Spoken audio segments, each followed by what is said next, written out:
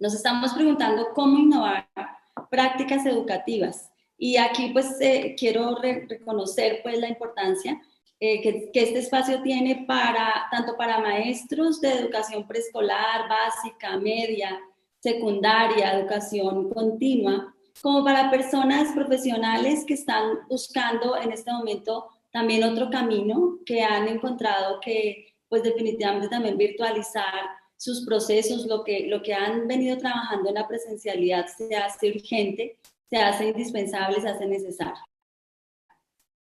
Y esta es la pregunta entonces que nos acompaña, esta es la pregunta con la que cerramos nuestra sesión inicial, y fue cómo innovar tus prácticas educativas para adaptarlas creativamente a la modalidad virtual, con una conclusión muy importante, y es que esta adaptación creativa pasa por esa capacidad que tenemos todos los seres humanos de activar nuestro pensamiento creativo, que en el camino se va apagando por diversas circunstancias, pero justamente esta premisa de que todos podemos hacerlo, todos podemos responder esta pregunta con el proceso adecuado, es la que nos está acompañando. Vamos a analizar ahora qué se ha hecho bien y qué es lo que ha hecho que las apuestas de educación virtual tengan éxito y qué las caracteriza, ¿no? Para que a partir de eso ustedes los invito a que tomen nota de qué pueden ustedes, digamos, como que no han tenido en cuenta y qué podrían tener en cuenta de ahora en adelante, pues para manejar esto mejor. Bueno, muy bien. Lo primero es que la educación virtual tiene, les decía, un componente de autoaprendizaje muy alto. Entonces, una apuesta de educación virtual se preocupa primero por generarle estrategias a sus estudiantes de autoaprendizaje. Generalmente los estudiantes que llegan a la modalidad virtual tienen un primer módulo, un primer mes, un primer espacio en el que trabajan sobre esas estrategias de autoaprendizaje. Entonces los invito a que se pregunten cuántas estrategias o qué estrategias de autoaprendizaje han trabajado con sus estudiantes hasta este momento, y si no, bueno, cuáles podrían ser unas buenas estrategias o una manera de ayudarle a ver a sus estudiantes y a las familias de sus estudiantes, en el caso de aquellos que trabajan con menores de edad, que en esta modalidad justamente no podemos funcionar igual, y que necesitamos estrategias de autoaprendizaje, lo cual es súper bueno, lo cual es muy bueno. Es decir, la educación presencial también debería favorecer más la autonomía, pero bueno, ya estamos ante esta oportunidad y esta es una realidad y lo ha sido siempre. Desde las personas que aprendieron por correspondencia o por radio, lo hacían por su cuenta, ¿sí? Lo hacían por su cuenta, no es nuevo el asunto del autoaprendizaje, pero tal vez nos sirva ir al pasado y entender un poco cómo manejaron esas estrategias y cuáles son hoy día las mejores estrategias. Debo decirles también que los estudiantes que nosotros tenemos, para quienes trabajan con niños pequeños, con jóvenes, que están en un proceso de acceso a lo digital y de relación con lo digital distinto a nosotros, a los que nacimos en otra generación y nos tocó aprender esto con otros métodos, pues bueno, tenemos a favor que ellos aprenden muy rápido. Ellos están listos a aprender y a encontrar los caminos de una manera distinta a como nosotros lo hicimos. Bien, el otro factor, las competencias de educación digital. Y aquí, sobre qué les quiero, digamos, como comentar? Las escuelas del futuro. Cuando hablamos de escuelas del futuro, estamos hablando mucho justamente de estas escuelas que van a asumir una sociedad diferente. Esa imagen que veíamos ahorita, que dio lugar a tantas situaciones en educación, esta imagen corresponde a otro momento de la historia, a un momento de la historia de la sociedad y de la humanidad, en la que casi que todo giraba en torno a ese concepto de la industrialización y de procesos así metódicos y en los que todo el mundo iba pues justamente como fabriquitas en una fábrica a producir. Pero la sociedad actual nos está representando muchas cosas diferentes. Por eso las empresas también vienen desarrollando cada vez más unidades de educación, porque justamente los jóvenes no, y los empleados que están recibiendo no traen estas competencias, y no estoy hablando solo de manejar sistemas y computadores, estoy hablando de que dentro de las competencias de educación digital está justamente la capacidad de resolver problemas por cuenta tuya. Es decir, que tú mismo puedas encontrar estratégicamente los caminos para dar solución al problema que se te presente. La capacidad de aprendizaje. ¿Por qué las empresas tienen que hacer lo que no están logrando hacer los colegios, las universidades? Porque nos quedamos allá atrás, porque nos quedamos enseñando para una sociedad distinta. Lo que necesitamos ahorita justamente es eso. Y ahí es donde también está la oportunidad en este momento para muchas personas. Debo decirles a los profesionales que me están escuchando y que se está reevaluando mucho este asunto de quién enseña qué y dónde lo aprendes. Las plataformas, lo vamos a ver el lunes, las plataformas de educación a distancia informales, digamos, están creciendo muchísimo porque están dando lo que la gente necesita rápidamente. Bueno, muy bien, y el otro factor que hace que sea muy exitosa una experiencia virtual es la promoción de la participación, la colaboración y el trabajo en red. Y aquí viene otro elemento que ha sido muy mal manejado en la educación tradicional, y es que hemos aprendido y hemos enseñado a que se trabaja de manera muy individual. Esa idea de que si tú no me presentas el trabajo individualmente o la evaluación individualmente o, bueno, si no veo qué trabajo tú estás haciendo de manera individual aparte de tus compañeros, no funciona, está mandada a recoger. Justamente todas las apuestas de innovación, todas las metodologías de innovación del mundo se hacen en equipo. Nunca hacemos un taller de innovación para una persona. Nunca. El trabajo en equipo es determinante para el éxito de todas las cosas, pero justamente esto de sentarnos en filas y de mirarle la nuca al compañero y de competir por la nota y de sentirnos idiotas si no ocupábamos el primer puesto, el segundo puesto, y aparte llegábamos a la casa y nuestros papás nos castigaban porque éramos los malos del paseo, que no habíamos logrado ocupar el primero o el segundo puesto. Esa competencia individual le hizo mucho daño a la sociedad y le sigue haciendo mucho daño, y lo vemos hoy todos los días en lo que nos pasa. Lo que se le ha pedido a la educación hace mucho tiempo es que rompamos esa forma de organizarnos, esa forma de trabajar, esa idea de que hay unos pocos buenos y que el resto son más bien del montón. Eso se tiene que romper tanto en lo presencial como en lo virtual. Pero debo decirles que la educación virtual justamente viene favoreciendo mucho más el trabajo en red, los trabajos de colaboración, esta ola que viene hace 10 años de apuestas de construcción colectiva es un escenario social demasiado importante y determinante para nuestras decisiones. Usted va a virtualizar, usted quiere que sus estudiantes trabajen en la educación virtual, siéntese a pensar estrategias de trabajo colaborativo. Hay herramientas que lo favorecen, lo estamos viendo, aquí estamos conectadas muchas personas. Hay herramientas, hace poco me hacían esa pregunta, lo vamos a ver el lunes. Y si no, por favor, en los Facebook Live me recuerdan, por favor, anotemos ahí para que no se me olvide. Las herramientas que permiten trabajo en equipo, digamos, de manera más eficiente. Las aulas virtuales de las que hablábamos ayer también tienen mecanismos para organizar grupos. El mismo Zoom tiene forma de organizar salas por grupos. Pero más allá de la herramienta, vuelvo a insistir, está en la capacidad nuestra para diseñar experiencias pedagógicas que pasen por eso, que pasen por el trabajar en equipo. Miremos otros de los elementos, confírmenme porfa que estamos bien. No olviden en el chat escribir, y no olviden también, se me ha olvidado decirlo a mí, compartir con sus colegas esta información que puede ser muy valiosa. Bueno, muy bien. Vamos a ver un poquito otros elementos de cada uno.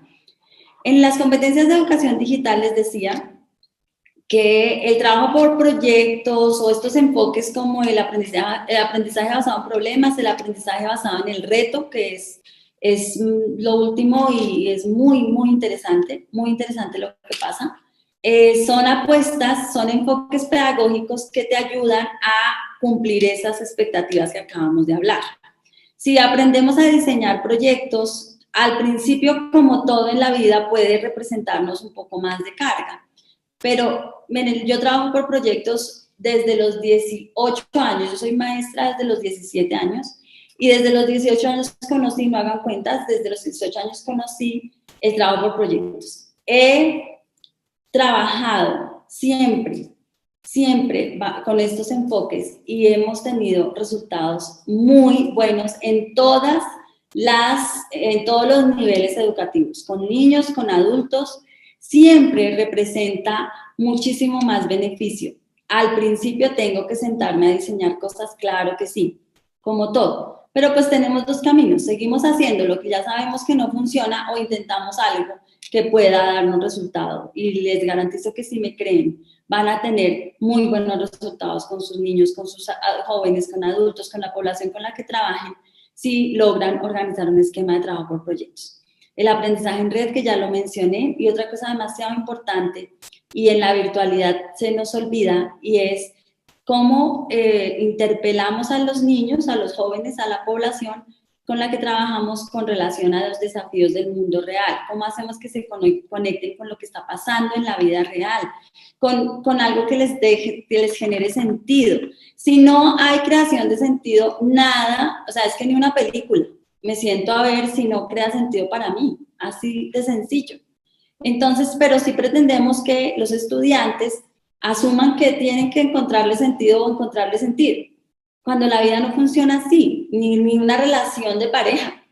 Nada en la vida funciona si no tiene sentido para mí, si realmente no me está generando a mí la satisfacción, me está generando posibilidades, me está abriendo la mente. La creatividad se activa en la creación de sentido. Si algo tiene sentido para mí, vienen ideas.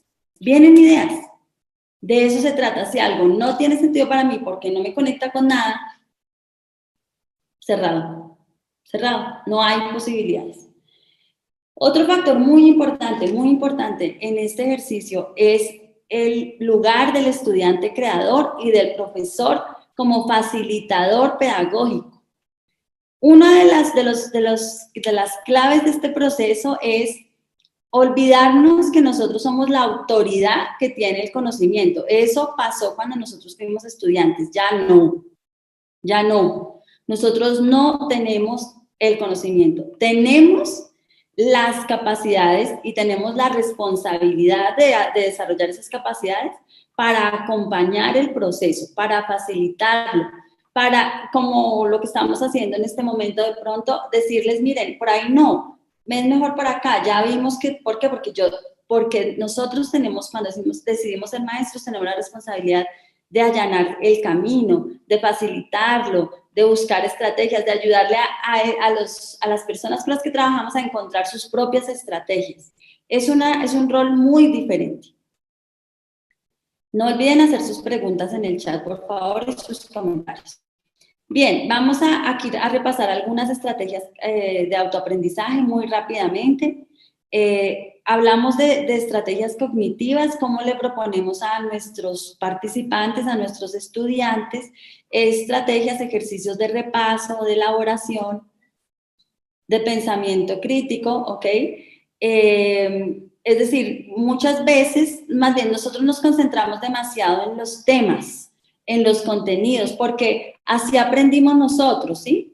No es culpa nuestra, pero ya necesitamos desaprender, necesitamos liberarnos de eso, despojarnos de eso.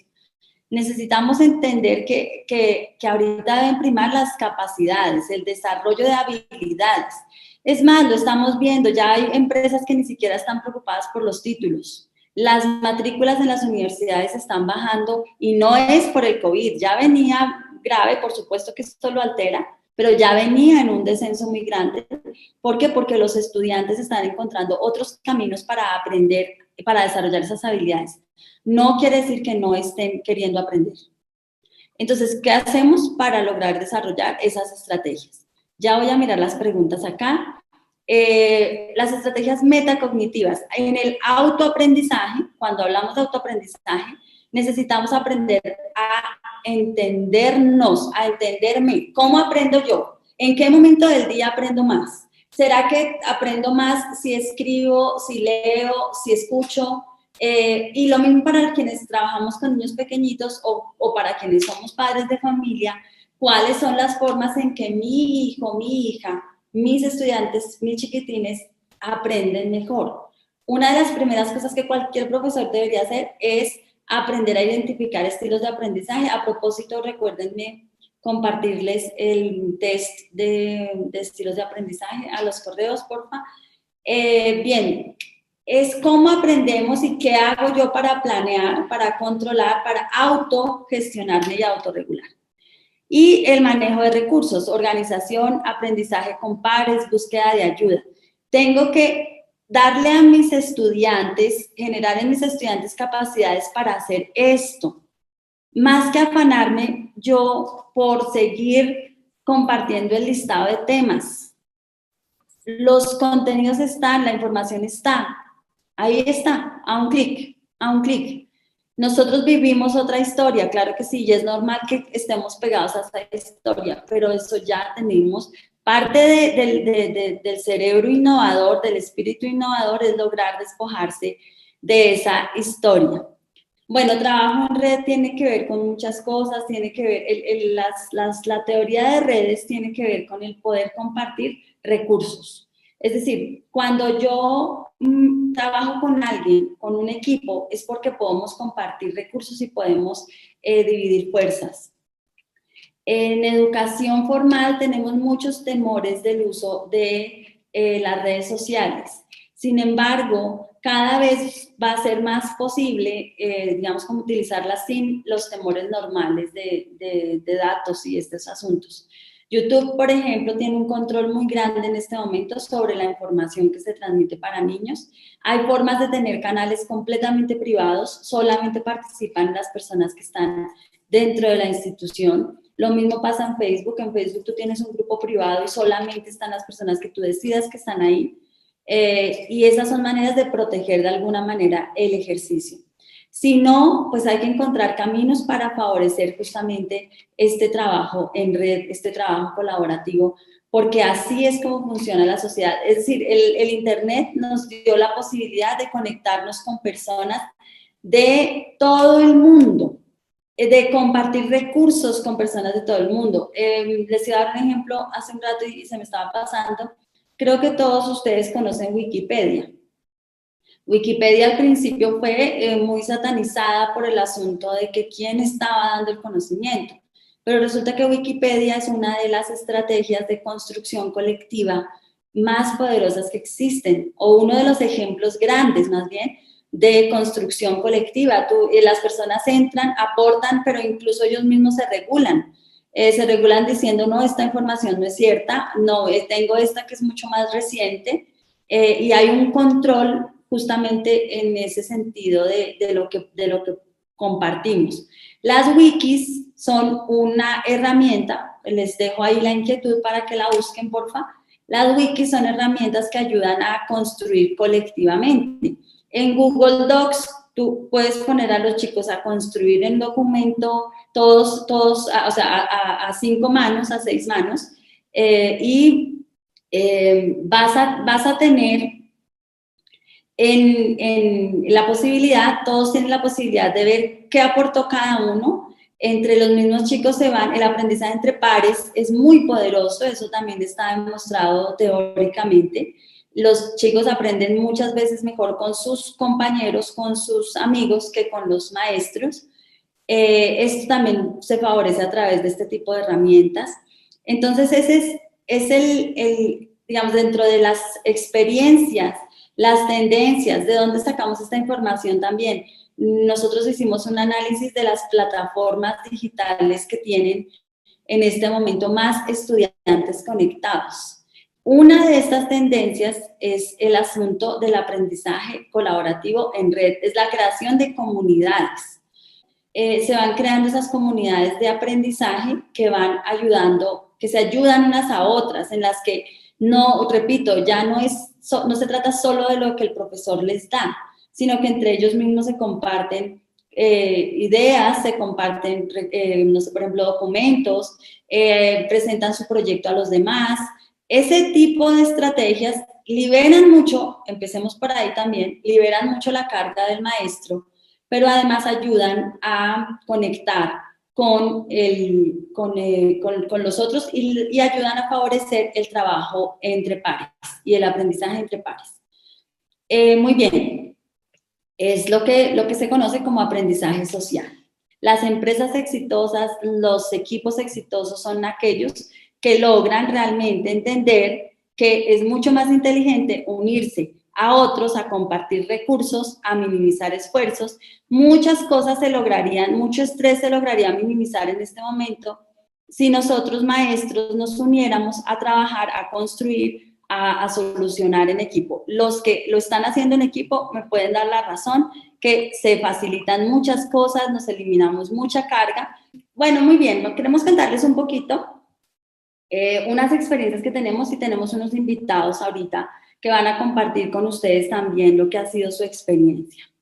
La Escuela de Innovación y Smart ha acompañado muchos procesos. Hemos logrado trabajar por lo menos con 800 profesores en procesos de innovación, en procesos de activación de creatividad, en virtualización, y queremos contarles de estos casos qué puede ser interesante para ustedes, qué puede ayudarles a tener ideas. El primero, con una universidad colombiana, desarrollamos un proceso de innovación en su modelo de educación virtual. Una universidad que venía haciendo educación virtual y que se hace la pregunta, bueno, ¿qué hacemos diferente? ¿Cómo hacemos para que esto tenga otras posibilidades? Y su equipo de trabajo, un equipo de 25 personas, desarrolla estos talleres de innovación con nosotros y generan justamente lo valioso es que viene de ellos. Yo les decía ayer, esto de que me den una receta y aplíquela, eso no es tan cierto. Es distinto tener método, es distinto apropiar un método, pero que me digan estos son los ingredientes y esto le va a funcionar, eso no es cierto porque en educación son demasiadas las variables que entran en juego.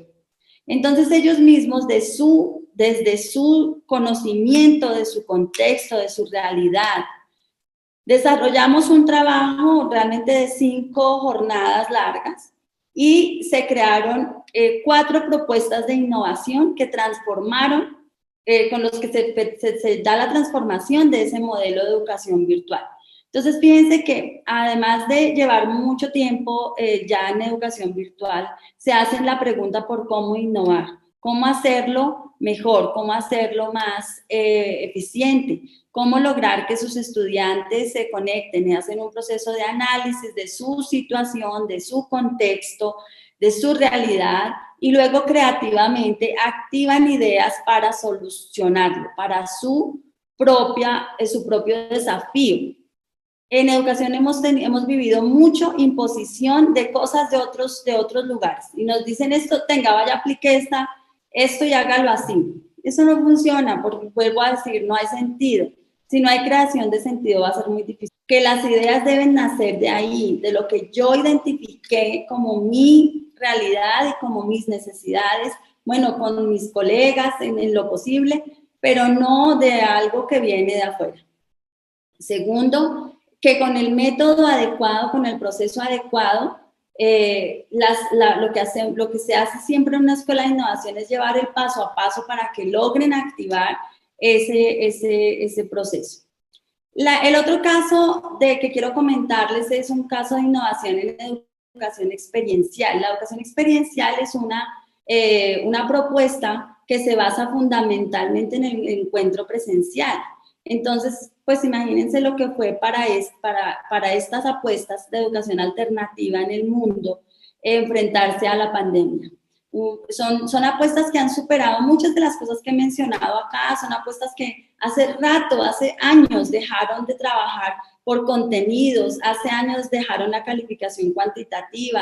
Esta apuesta del Centro Educativo Libertad acá en Colombia tiene 25 años ya haciendo cosas maravillosas, transformándose y luchando en medio, o sea, casi que como un oasis en el desierto, porque es supremamente, ha sido complicadísimo para ellos mantenerse dentro de un sistema, pero ofreciendo una educación alternativa de altísima calidad.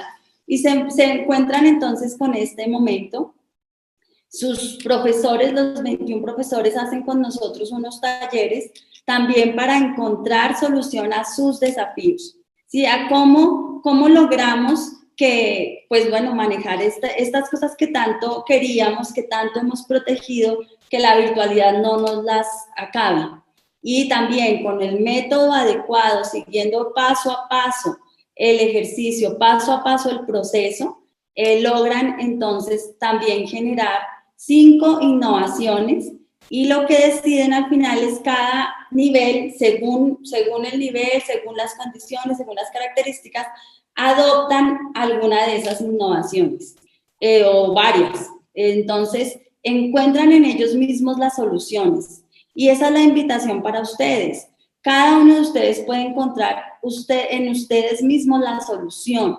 A veces estamos esperando que llegue alguien y milagrosamente nos traiga la solución, pero es mucho más posible que se dé dentro de ustedes, dentro de cada uno de ustedes. Ojalá trabajando en equipo, ojalá organizándose para, bueno, venga, analicemos esto, inspirémonos quienes lo están haciendo bien y a partir de eso activemos nuestras posibilidades de ideación. Entonces, logran estos dos equipos de trabajo logran encontrar en ellos mismos soluciones.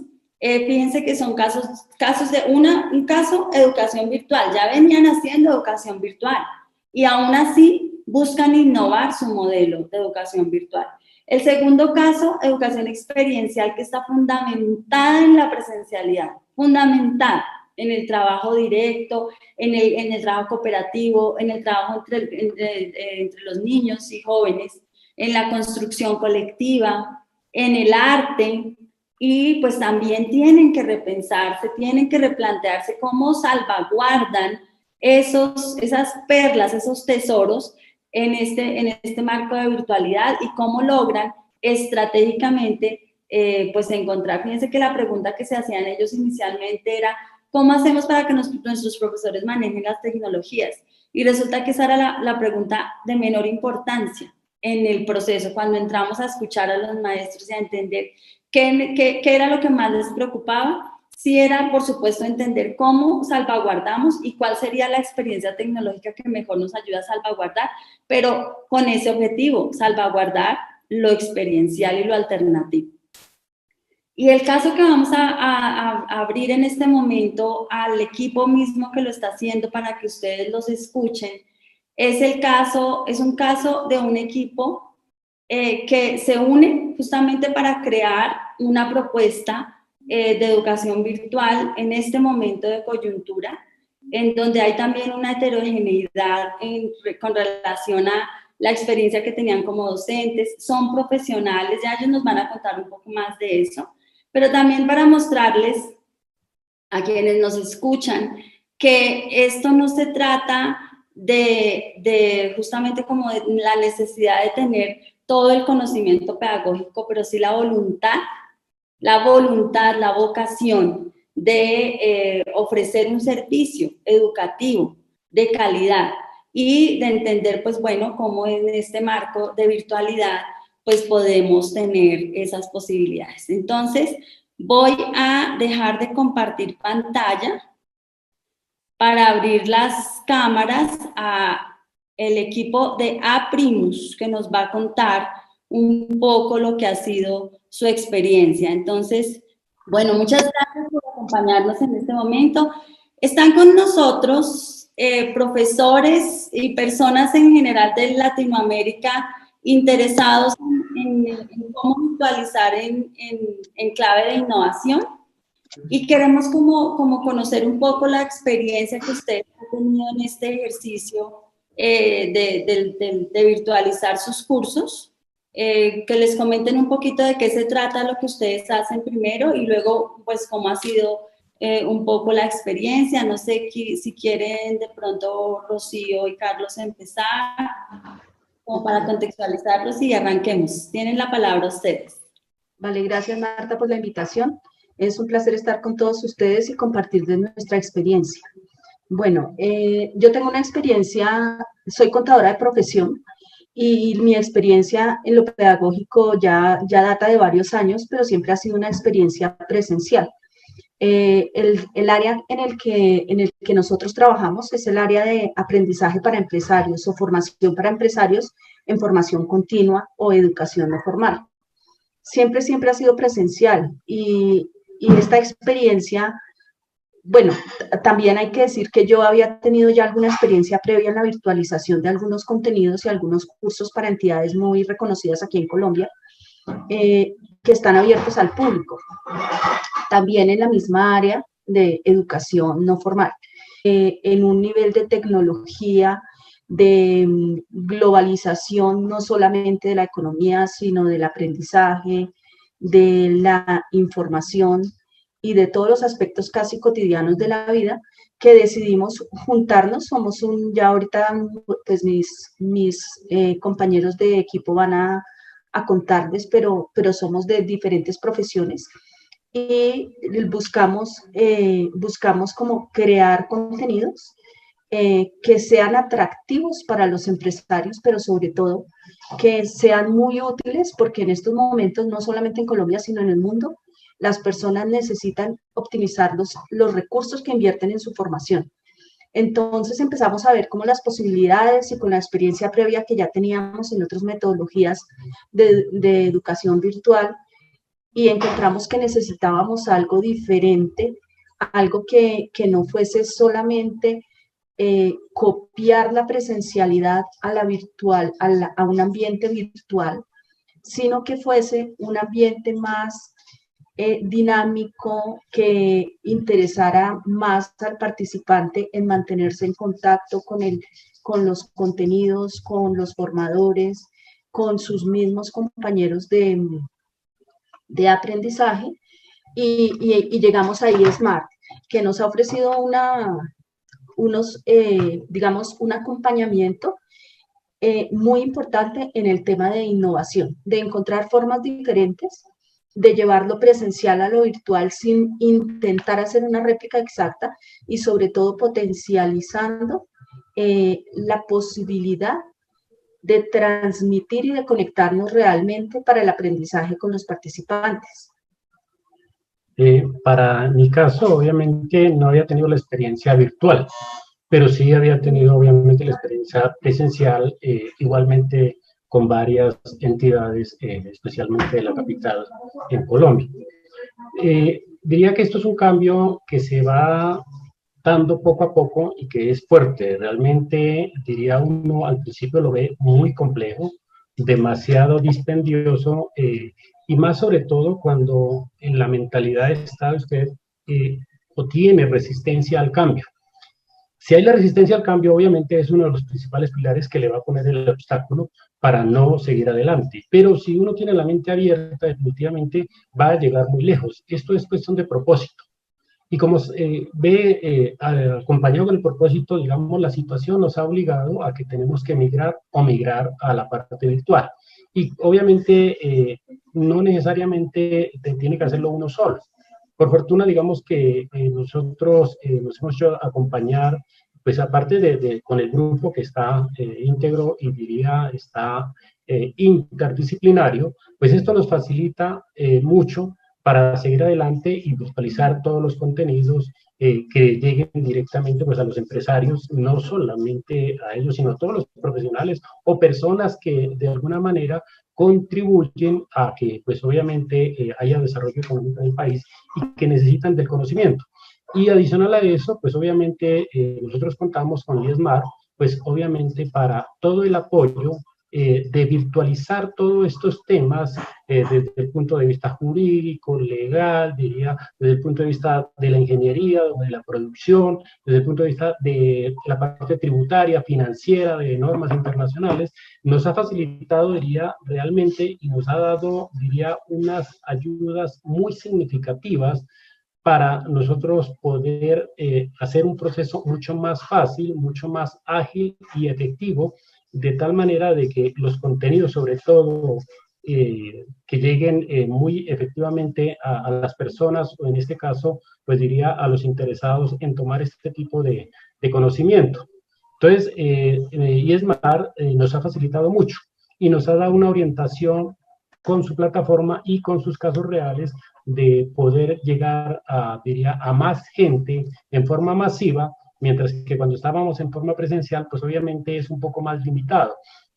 Obviamente de allí también en la parte presencial pues vamos a teníamos algunas restricciones, nomás el desplazamiento en la ciudad, nomás el ir a acompañamiento, mientras que aquí ya nos facilita mucho más las cosas desde el punto de vista virtual y sobre todo tenemos más tiempo y podemos dedicarle más tiempo pues obviamente a la preparación, siempre y cuando, diría uno, garantice lo que es el cumplimiento en los horarios, en los contenidos, en lo prometido, pues obviamente esto hará que sea mucho más expedito y tenga mayor acogida, obviamente a nivel, diría, profesional, y no solamente eso, porque pues yo lo entiendo de esta manera, que el curso que están tomando es para docentes en este momento, para lo que son los colegios, las universidades, pero nosotros digamos que es otra forma de llegarle a otro sector, como es a los empresarios, especialmente y a los emprendedores.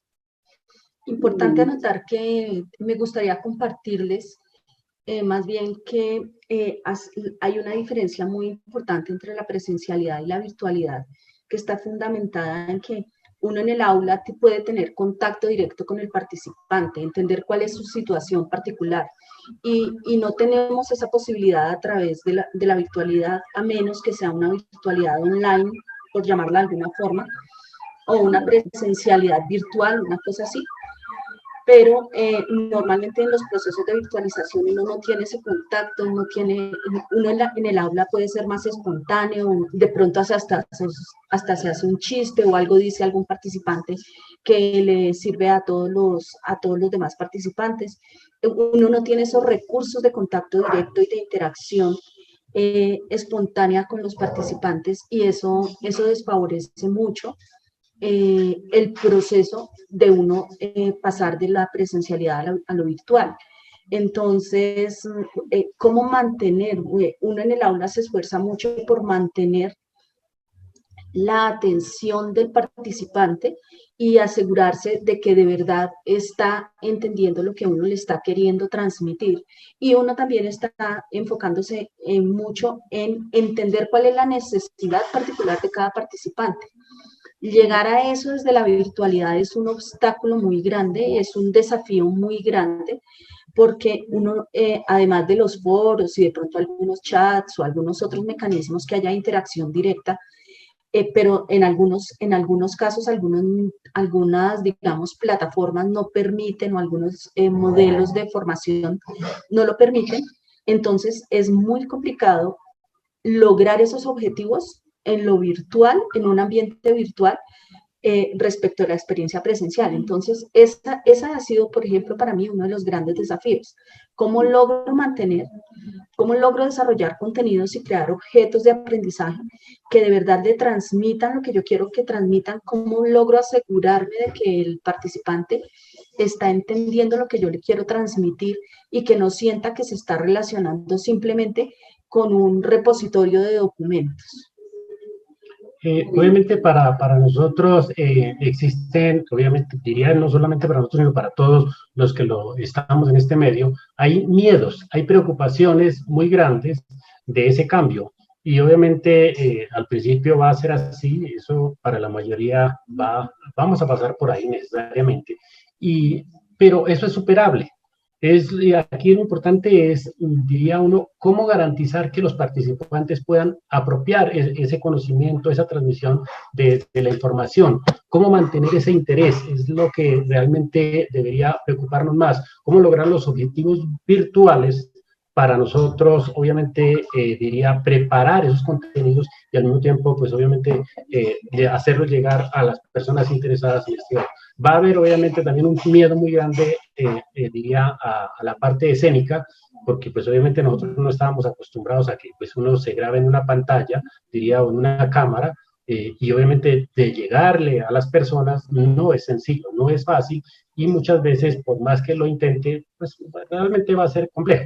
Pero entonces aquí lo importante es sobreponerse, sobresalir, y no solamente que porque falló la primera, la segunda, inclusive hasta la tercera vez que falló en el intento, va a desistir, no, a lo contrario, eso debe darle más bien es fortaleza para continuar adelante y así, obviamente, superar, diría, esos temores, esos miedos de poder, diría, grabar, porque uno dice, oye, le estoy hablando a una máquina, pero eso, no sé si me están entendiendo, no sé qué cara me están haciendo en el otro lado, no sé si es interesante o no es interesante, si le llama la atención o no le llama la atención, pero en fin, digamos que esto, diría uno, no necesariamente con prueba y error, pero sí uno se imagina cómo están al otro lado tratando de entender lo que uno quiere transmitirles, que ojalá sea lo más efectivo y eficiente en esto del conocimiento de transmisión virtual. Muy bien, muchas gracias. Bueno, no sé si de pronto nos quieren hablar un poquito de pronto Marcela o Irma sobre lo que ha significado también como esta experiencia de asumir la virtualidad. Muchas gracias. Un saludo cordial a todas las personas que nos acompañan en este momento. Sí, en realidad para mí la virtualización de conceptos y el acercamiento al tema de la virtualidad en redes ha sido una experiencia nueva que conocí a partir de la decisión de trabajar con un grupo de amigos profesionales en diferentes áreas en una apuesta por ofertar nuestros servicios en temas de aplicación integral en el derecho, la productividad, lo financiero, lo contable, que finalmente se combinó con una necesidad de trabajo en casa debido a la nueva imposición de la realidad de la pandemia. Aprender una nueva forma de llegar a las personas interesadas en adquirir conocimientos generales o especializados, pues realmente ha sido más fácil con el acompañamiento permanente que nos ha brindado IESMAR desde cero. Y desde cero me refiero a personas como yo que nunca habíamos tenido una experiencia como esta de virtualización de contenidos para educación o para capacitaciones. Y no estábamos familiarizados con el tema de los recursos en red. Yo soy de la vieja escuela. Entonces, para mí ha sido una transición realmente emocionante por la expectativa de lo que se puede obtener, pero también es difícil desprenderse de todos esos mitos que tú comentabas al principio y de la forma tradicional de la educación. Pero la permanente asesoría en el trabajo sobre la marcha, que es la metodología que tiene IESMAR, hace la diferencia para avanzar en el proceso de aprendizaje. Y eso me ha permitido actualizar mi método de trabajo, mi forma de trabajo a partir de las tecnologías y los recursos del Internet. Y eso me ha permitido adaptarme. Soy una profesional en el derecho, soy abogada, y pues soy de la vieja escuela del libro, la biblioteca, y si no era así no se podía aprender. Entonces se ha roto ese paradigma y ya estoy haciendo la transición que me exige el tema del mercado laboral y que de todas maneras me permite llegar a muchísimas más personas y compartirles mi conocimiento en mi área, y a partir del trabajo en grupo interdisciplinario pues nos va a permitir continuar con la labor de aprender para enseñar, para mantenernos vigentes en el campo profesional y pues para avanzar en el tema de la educación. Realmente ha sido una experiencia muy enriquecedora. Gracias. Bueno, muchísimas gracias. Irma. Hola, buenas tardes a todos.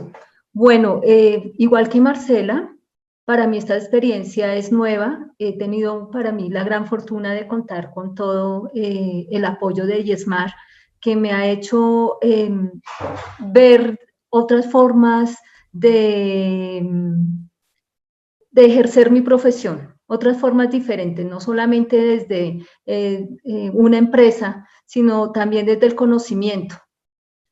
Muchos temores respecto, por ejemplo, al manejo del tema tecnológico, porque si bien es cierto que, pues como contadores manejamos programas contables, pero no son unos programas que te limitan y que no te dan oportunidad de la creatividad. En todo el tema que hemos trabajado con eSmart, me he dado cuenta que aquí lo importante es la creatividad. Aquí lo importante es la actitud de que tú tengas para desarrollar un contenido. ¿Cómo vas a hacer que ese contenido sea agradable? ¿Cómo vas a hacer que ese contenido contenga las cosas puntuales que la gente quiere y necesita saber?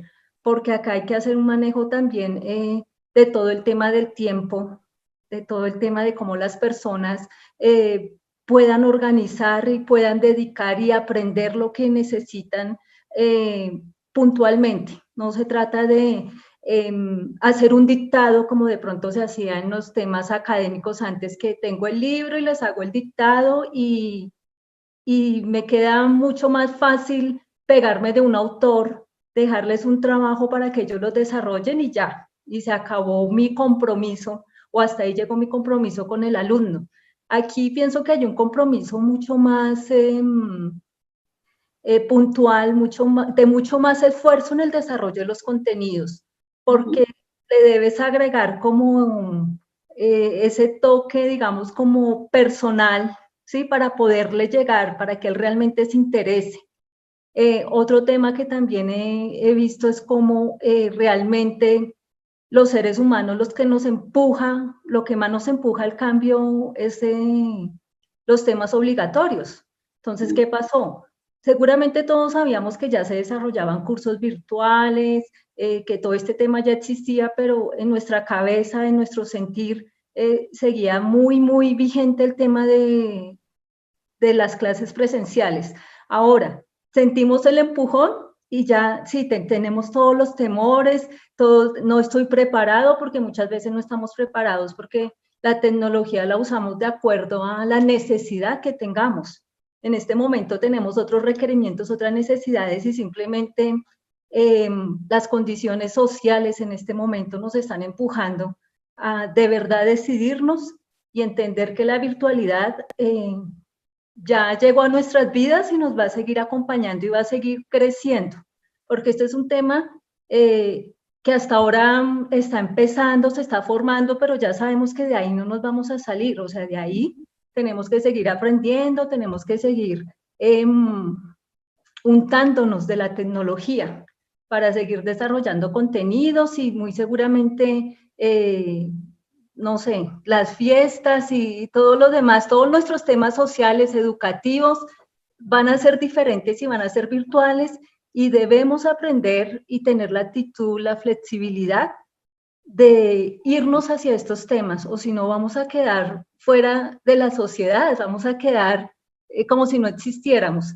Entonces yo le agradezco mucho a eSmart, mucho a Marta, que nos ha colaborado, nos ha llevado de la mano, nos ha hecho crecer en todo este tema y nos ha hecho entender que nos toca. Esto ya es un empujón y todos debemos usar la tecnología y hacernos amigos, amigos de la tecnología. O sea, no verla con miedo, porque la verdad uno sí la ve con miedo y uno dice, bueno, ¿yo hasta dónde puedo usar la tecnología? ¿Qué entiendo en la tecnología? Y a mí, por ejemplo, en mi caso me pasan cosas, por ejemplo, con Zoom, que a veces no puedo compartir la pantalla. O sea, son temas minúsculos, pero que he ido aprendiendo, he ido creciendo y sé que el camino es largo, pero es muy fructífero.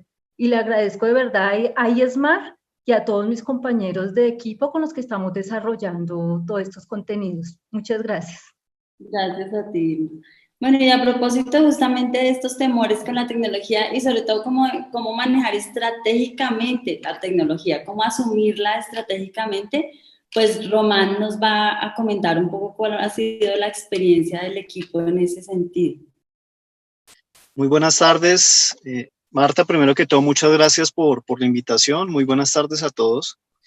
Y bueno, no, pues la experiencia ha sido estupenda. Yo soy ingeniero industrial, ya llevo varios años desempeñándome como consultor en productividad empresarial.